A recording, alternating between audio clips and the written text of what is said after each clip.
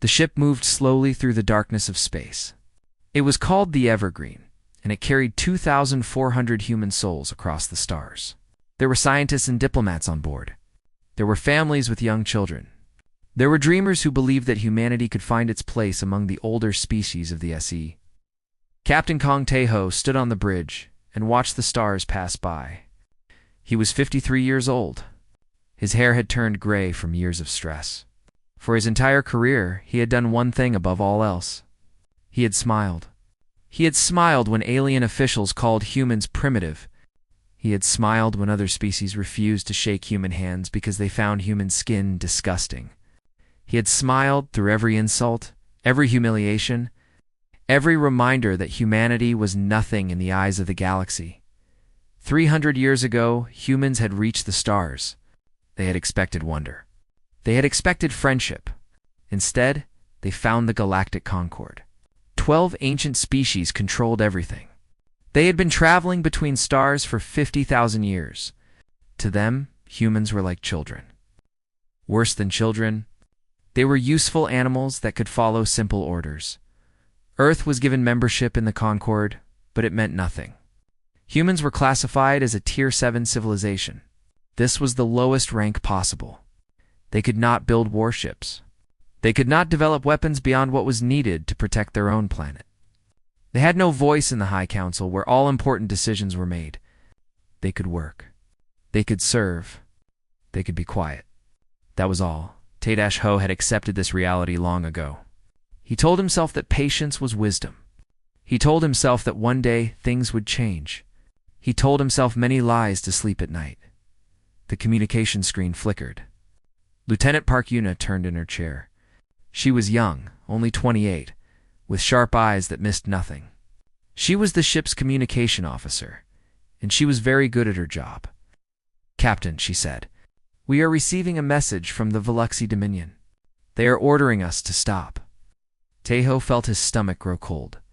The Veluxy were one of the most powerful species in the Concord. They were tall creatures with gray skin and 4 arms. They believed themselves to be superior to all other life forms. They especially hated humans. "What reason do they give?" Tae-ho asked. "They say we are accused of biological contamination on Praxis 6.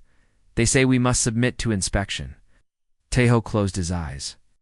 They had visited Praxis 6 3 months ago. It was a mining colony. The Evergreen had delivered medical supplies and left.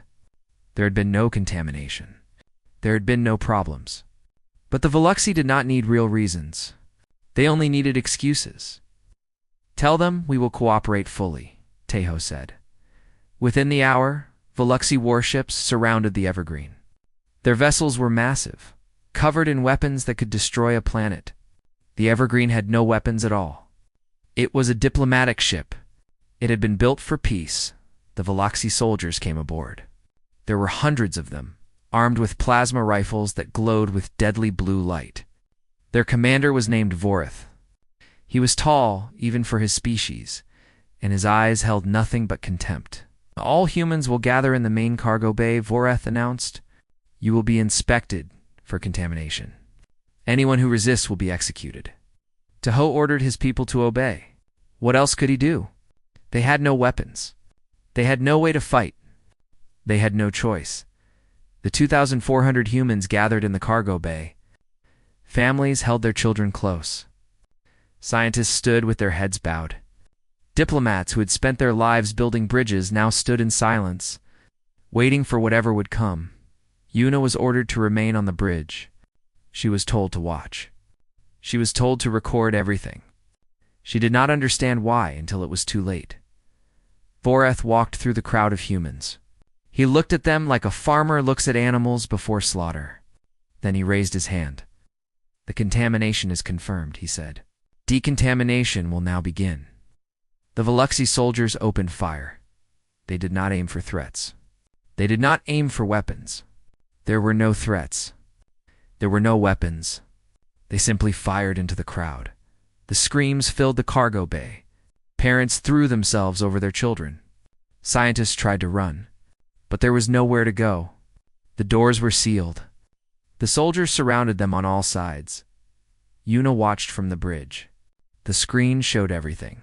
She saw a mother holding her baby, trying to shield it with her own body. She saw an old man fall to his knees and pray. She saw a young boy, no more than 10 years old, looking up at the soldiers with confusion in his eyes. He did not understand. He would never understand. He was dead before he could even scream. It took 12 minutes. When it was over, 847 people lay dead on the cargo bay floor. Blood covered everything. The survivors, those who had somehow been missed or only wounded, crawled among the bodies of their friends and families. Voreth looked directly at the camera. He knew Yuna was watching. He smiled. "This is decontamination," he said. "This is what happens when lesser species forget their place. Broadcast this message to Earth. Let them see what human defiance earns." On the bridge, Yuna's hand shook. Tears ran down her face. But beneath the tears, something else was growing. Something dark. Something that had been sleeping in humanity for a very long time. Captain Tejo was dragged onto the bridge. He was bleeding from a wound on his head. Soldiers forced him to his knees beside Yuna.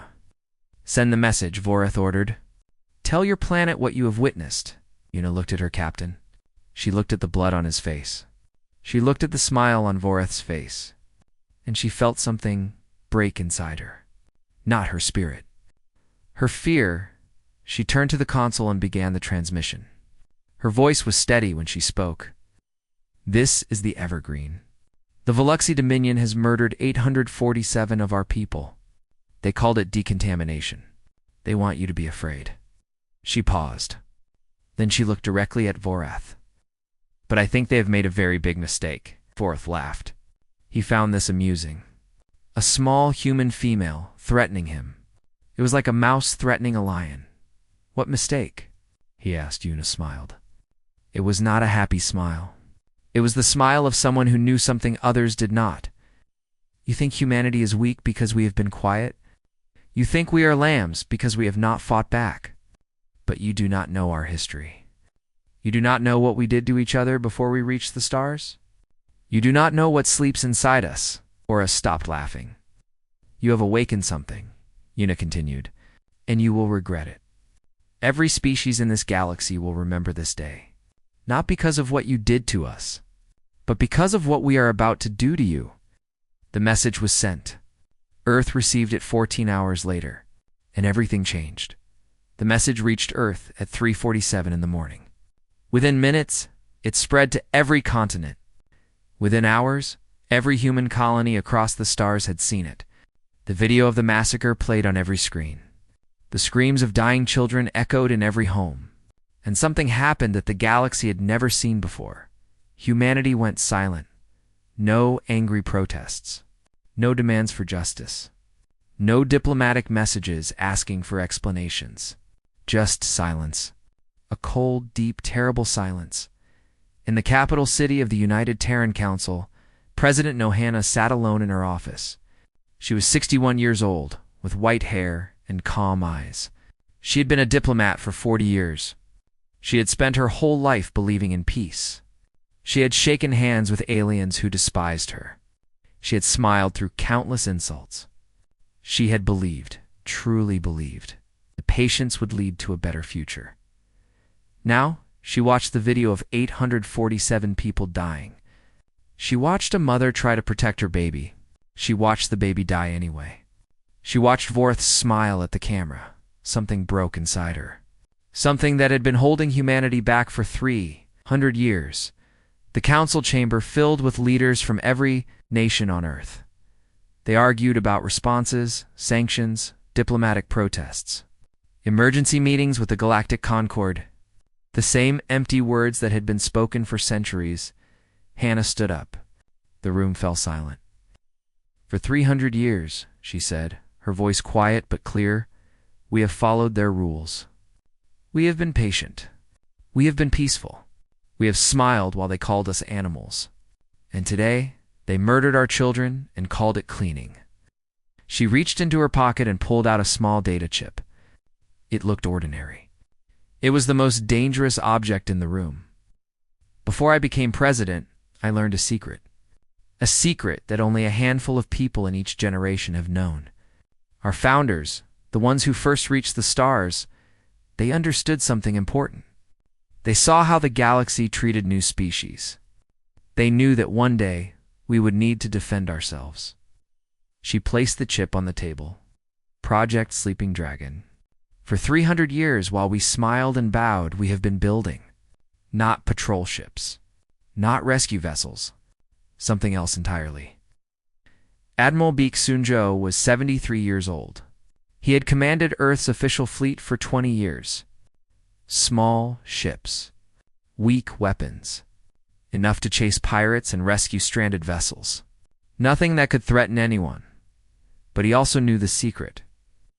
How many ships? One of the council members asked. Sung-ho stood up slowly. His old bones ached, but his eyes were sharp. Under the oceans of Earth, there are shipyards that have been building in secret since the day we joined the Concorde. Under the ice of Europa, we have weapons factories that produce technology the galaxy has never seen. In the asteroid fields, hidden behind false rocks and fake mining operations, we have been training soldiers for a war we hoped would never come. He paused. We have 4,700 warships. True warships. Not the toys they allowed us to have. Dreadnoughts that are larger than anything the Concorde has ever built. Weapons that break the rules of physics they think they understand. And crews who have been training for this moment their entire lives. The room was silent.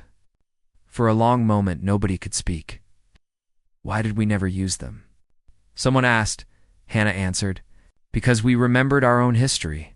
We remembered the wars we fought against each other. We knew what we were capable of.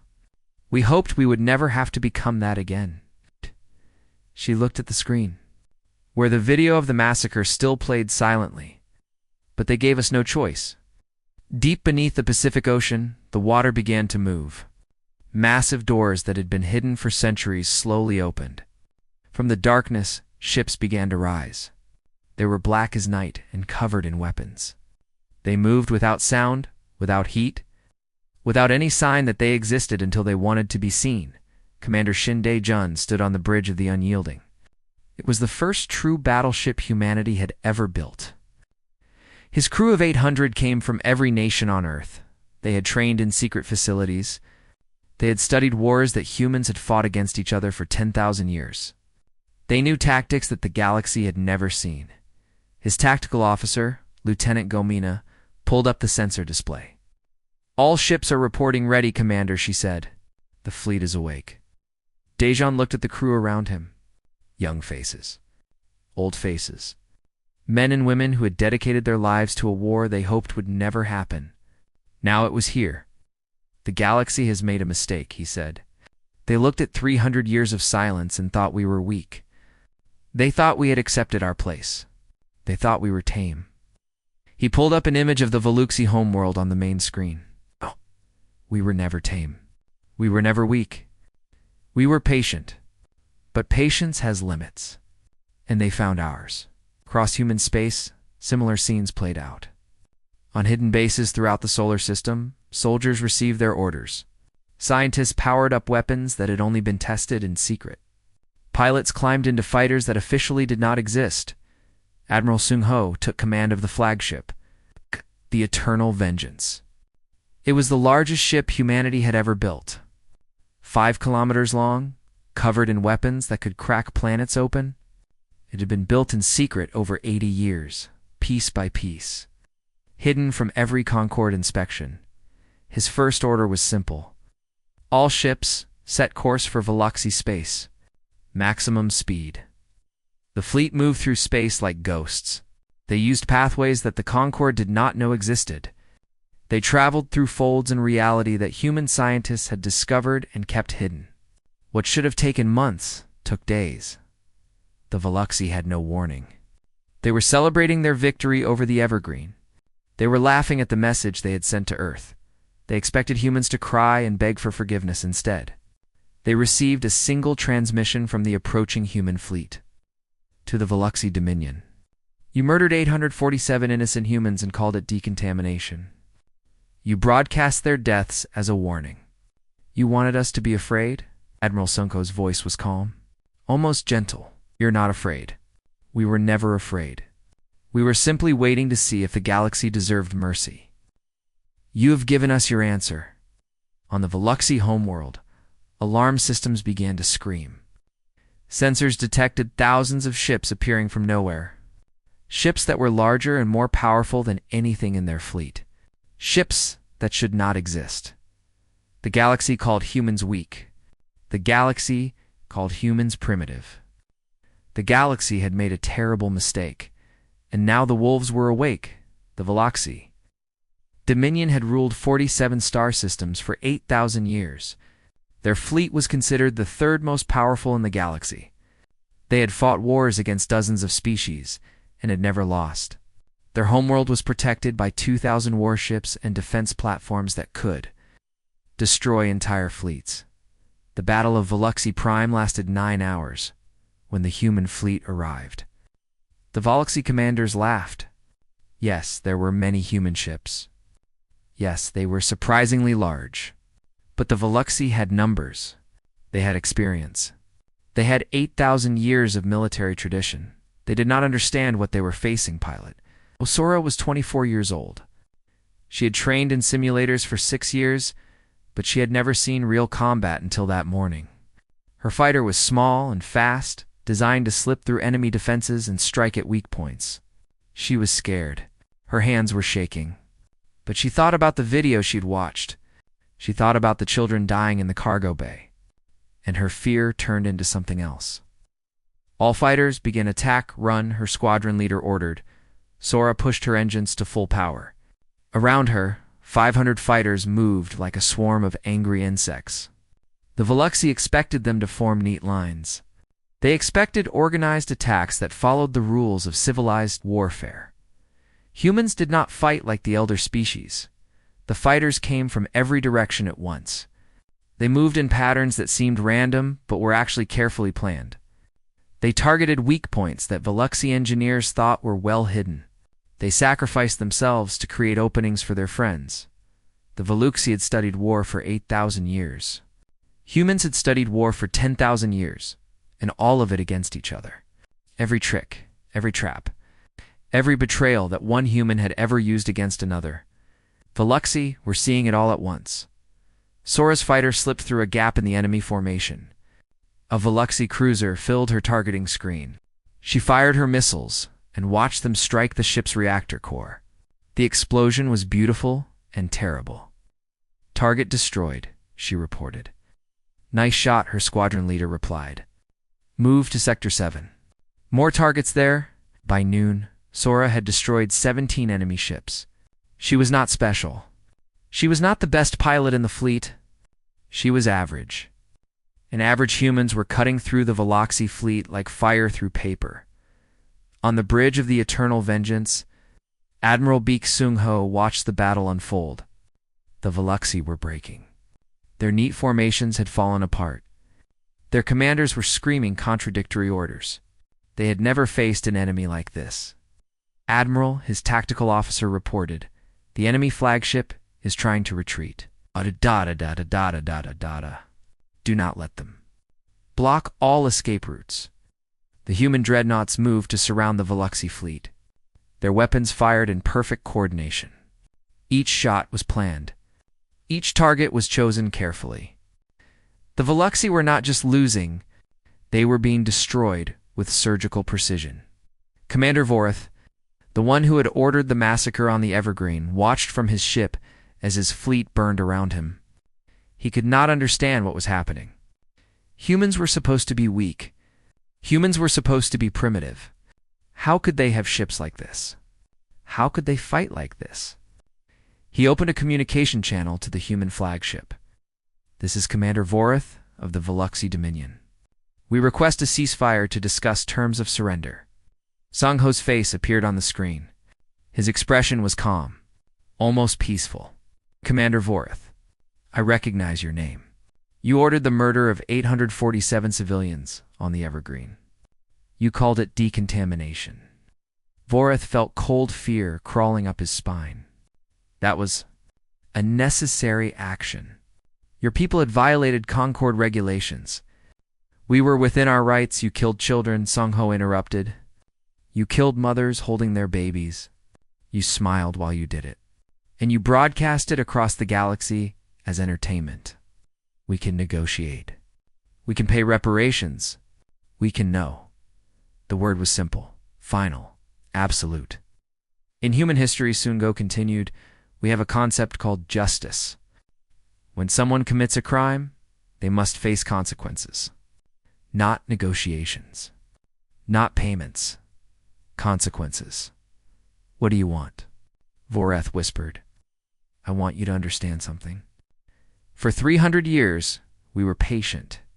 We smiled through your insults. We endured your contempt. We did this because we remembered our own wars. We knew what we were capable of, and we were afraid of ourselves. Sung Ho leaned forward. You took our fear away. You showed us that mercy was weakness in your eyes. You showed us that peace was impossible with species like yours. And now you will learn what humans do when we stop being afraid. The communication ended. The human fleet surrounded Veluxy Prime. 12 dreadnoughts took position above the planet's major cities. Their weapons, designed in secret laboratories and tested in hidden facilities, began to charge. On the planet below, billions of Veluxy looked up at the sky. They saw the human ships blocking out the stars. They heard the evacuation alarms screaming. But there was nowhere to go. The human fleet had closed every escape route. The first shots fell like rain. Humanity did not destroy everything. They were precise. They targeted military bases, government buildings, weapons factories, shipyards. They destroyed the Veluxy ability to make war. They burned the symbols of Veluxy power until nothing remained but ash. But they let the civilians live. They opened corridors for evacuation ships. They allowed medical vessels to land and treat the wounded. Because humans were not monsters. They had simply stopped being prey. When it was over, the Veluxy Dominion existed only in name. Their fleet was gone. Their military was destroyed. Their empire, built over 8,000 years, had fallen in 9 hours. Sung Ho broadcast a message to the entire galaxy. Every species, every world, every ship.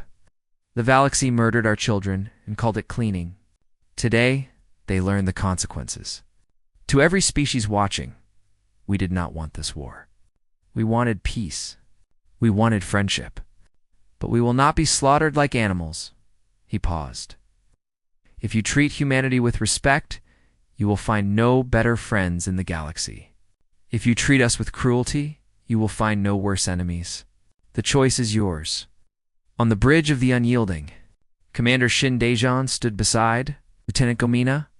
They watched the burning remains of the Veluxy fleet drift through space. Do you think the other species will listen? Mina asked. Daejeon shook his head. No. They will try to destroy us. 12 elder species will not accept what we have done today. Then what do we do? Daejeon smiled. It was not a happy smile. We show them what happens to the next ones who try. The destruction of the Veluxy Dominion sent shockwaves through the galaxy. For 50,000 years, the Galactic Concord had controlled known space. 12 elder species had decided the fate of all others. They had never imagined that a Tier 7 civilization, species they had treated like useful animals, could destroy one of their strongest members in 9 hours. Emergency sessions were called. Fleet commanders gathered. For the first time in galactic history, the remaining 11 species of the Concord agreed to unite against a single enemy. They would combine their forces. They would crush humanity before this disease of rebellion could spread. The Concord. Warfleet numbered over 50,000 ships. It was the largest military force ever assembled. Species that had been rivals for millennia now stood side by side. They had one goal, the complete destruction of human civilization. But humanity did not wait for them to attack. General Yoon Kinam led the ground. Assault on Threxus 4. This was the Concord's primary shipyard. Where most of their warships were built, if it fell, the enemy's ability to replace their losses would be crippled. Keenum was 52 years old. with a scarred face and hard eyes. He had spent 30 years training for a war he hoped would never come. Now he led 40,000 soldiers across an alien world, fighting enemies that towered over humans and had weapons that could melt steel. His soldiers moved through enemy lines like ghosts. They did not fight the way the Concord expected. They used tricks and traps. They attacked at night. They pretended to retreat, then struck from behind. They did things that the elder species considered dishonorable. Humans had no concept of honorable war. They only had survival. A captured Concord general was brought before Keenam after one particularly bloody battle. The alien was twice the size of any human, with scales that could stop bullets and claws that could tear through armor. But his eyes were filled with confusion and fear. "You fight like animals," the general gasped. Keenam looked at him coldly. "Animals fight to survive. We fight to win. There is a difference." While the ground war raged across dozens of worlds, Dr. Jang Yunbai made a discovery that would change everything. EU and Bai was humanity's leading expert on alien biology and culture. When human forces captured a Concord archive on the planet Nexus 7, she was called in to examine the records. What she found made her blood run cold. The archives contained files on every species the Concord had ever encountered, and there was a special section dedicated to humanity. The files were 300 years old, dated to the time when humans first reached the stars. They contained detailed analysis of human history. Every war, every genocide, every act of cruelty that humans had committed against each other. The Concord had studied all of it, and they had been terrified. Species classification. Human, the report began. Threat assessment. Maximum. The humans have demonstrated an unparalleled capacity for both creation and destruction. In their short history, they have nearly destroyed themselves multiple times through warfare. They have developed weapons capable of ending their own civilization. They have committed acts of cruelty against their own kind that exceed anything in Concord records. Double quotes, EUN-by kept reading. Recommendation: immediate containment. The humans must not be allowed to develop military technology. They must not be allowed to understand their own potential. They must be kept in a state of dependence until they can be safely controlled or eliminated. If the humans ever realize what they are capable of, they will become the greatest threat the galaxy has ever known. The protection that humanity had received for 300 years was never about guidance. It was never about helping a young species grow. It was a cage. The Concord had seen what humans did to each other and decided that such a species must never be allowed to become powerful. They had crippled human development on purpose. They had kept humanity weak because they were afraid of what would happen if humans became strong. EUN-by sent the files to Earth. Within hours, every human in the galaxy knew the truth. They had not been protected. They had been prisoners. President Nohana broadcast a message to all human forces. For 300 years, we blamed ourselves. We thought we were not good enough. We thought we needed to prove ourselves worthy of the galaxy's respect. But the truth is different. They knew from the beginning what we could become. They feared us. They caged us. And they smiled while they did it. Her voice grew hard. No more. We are not prisoners. We are not pets. We are humanity. And we will never be caged again. The war escalated. Human fleets struck at targets across Concord space. They moved faster than enemy commanders could react. They appeared from nowhere and disappeared before reinforcements could arrive. They seemed to be everywhere at once, but something unexpected began to happen. The Galactic Concord had not only oppressed humanity. For 50,000 years, they had dominated hundreds of species. They had taken resources. They had forced weaker civilizations to serve them. They had created an empire built on fear and exploitation. Now those oppressed species watched as humans did the impossible. They watched as the mighty Concord trembled before creatures they had called primitive, and they began to hope. On the planet Kethri, species that had been enslaved for 2,000 years saw their Concord masters flee from approaching human ships. They looked at each other with wide eyes. If the humans could fight back, perhaps they could too. on the moon of Vera 3. Workers in Concord mines heard rumors of human victories. They whispered to each other in the darkness. They began to hide weapons. They began to plan. Across the galaxy, the same scene played out again and again. Species that had given up hope for generations suddenly found it again. Not because humans told them to rebel, but because humans showed them that rebellion was possible. Admiral Beek Song-ho received reports of uprisings on dozens of worlds. Species were fighting their Concord overlords. They were asking for human help. They were calling humans not conquerors, but liberators. "We did not expect this," Sung-ho said to Commander Shin Dae-jun. Dae-jun nodded. "We were so focused on what they did to us that we forgot what they did to others. The question is, what do we do now? We could use these rebellions to our advantage. Let them fight while we watch." Dae-jun shook his head. "No, we are not the Concord.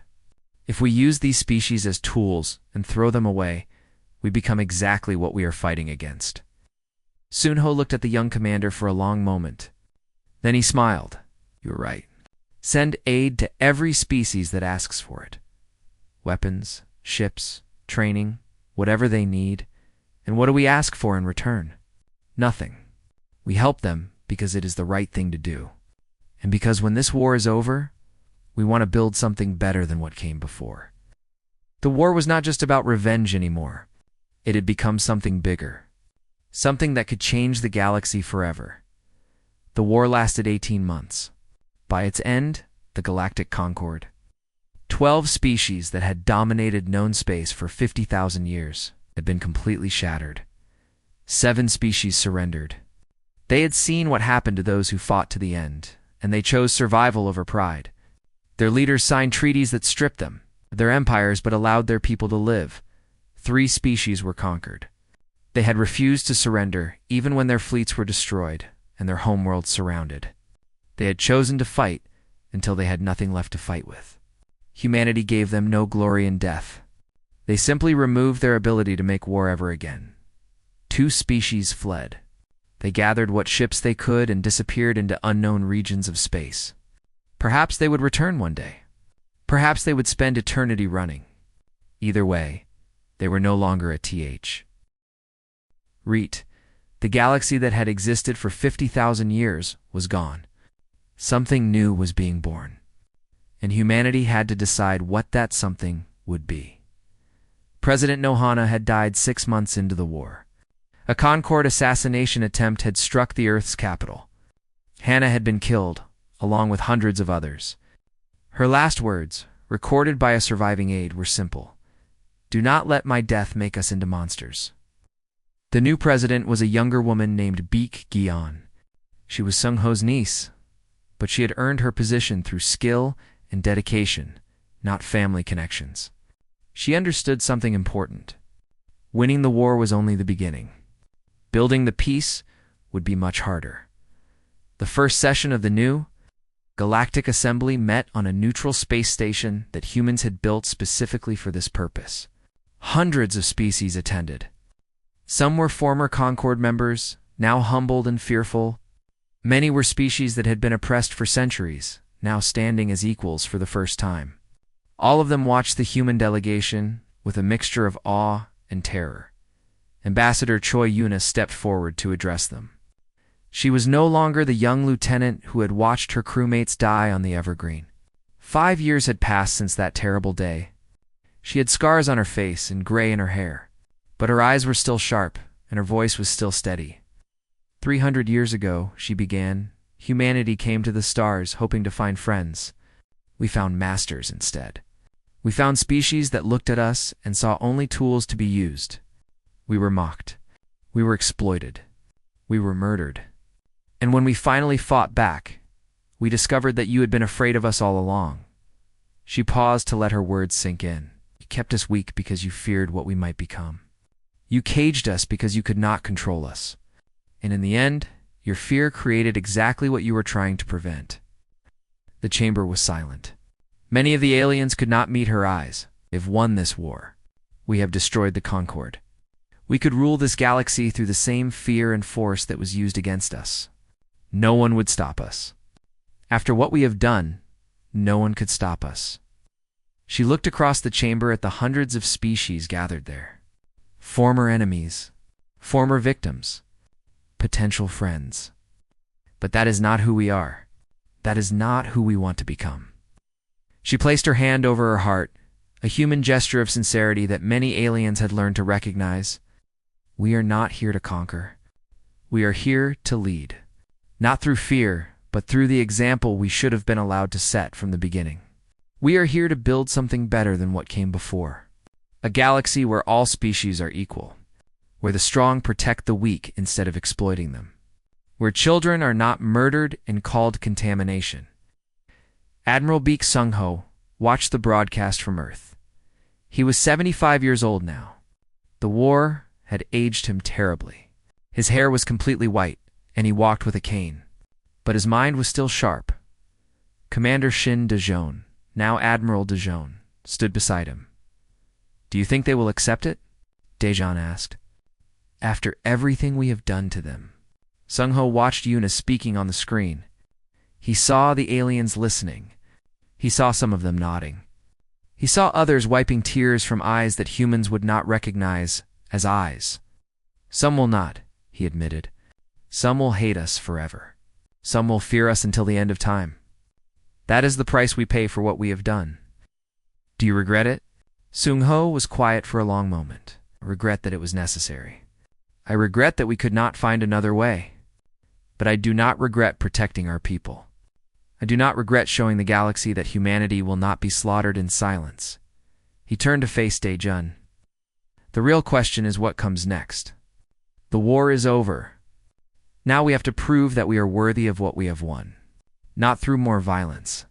Through building, through creating, through being the species that helps others instead of hurting them.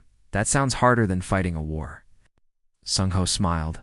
"It will be, but it is the only way forward that does not lead to more darkness." 100 years later, the galaxy had changed in ways that nobody could have predicted. Humanity had kept its promise. They had not become tyrants. They had built schools on 1,000 worlds. They had shared technology with species that had nothing. They had created trade routes that brought prosperity to the poorest corners of space. They had stood against new threats and protected those who could not protect themselves. Not everything was perfect. There were still conflicts. There were still species who hated humans. There were still dark corners of the galaxy where justice had not reached. But the direction was clear. Things were getting better. On a distant world, far from Earth, a young alien student sat in a classroom. She was small, with purple skin and 4 eyes. Her species had been enslaved by the Concord for 3,000 years before humans had freed them. Now they were equal citizens of the Galactic Assembly. "Teacher," she asked, "why do humans have so much respect? They are not the oldest species. They are not the most advanced. But everyone listens when they speak. Why?" Her teacher was old, a member of a species that had once been part of the Concord. He had lived through the war. He had seen humanity rise from nothing to become the most influential species in known space. He thought carefully before answering. "Because they taught us the most important lesson," he said finally. "Cruelty awakens monsters, but mercy creates legends," pointed to the statue in the courtyard. It showed 847 names carved in stone. Humans who had died on a ship called Evergreen. The massacre that had changed everything. Humanity could have ruled through fear. They had the power. They had the right after what was done to them. But they chose differently. They chose to build instead of destroy. They chose to help instead of hurt. They chose to be better than those who had oppressed them. The young student looked at the statue. She did not fully understand what it meant. She was too young. She had not lived through those terrible times, but she remembered the lesson. And that is why the teacher continued. No one will ever forget the day humanity snapped. Not because of the destruction they caused, but because of the world they chose to create afterward. He looked up at the sky, where human ships moved peacefully among the stars. That is their true legacy. Not war, not revenge, hope.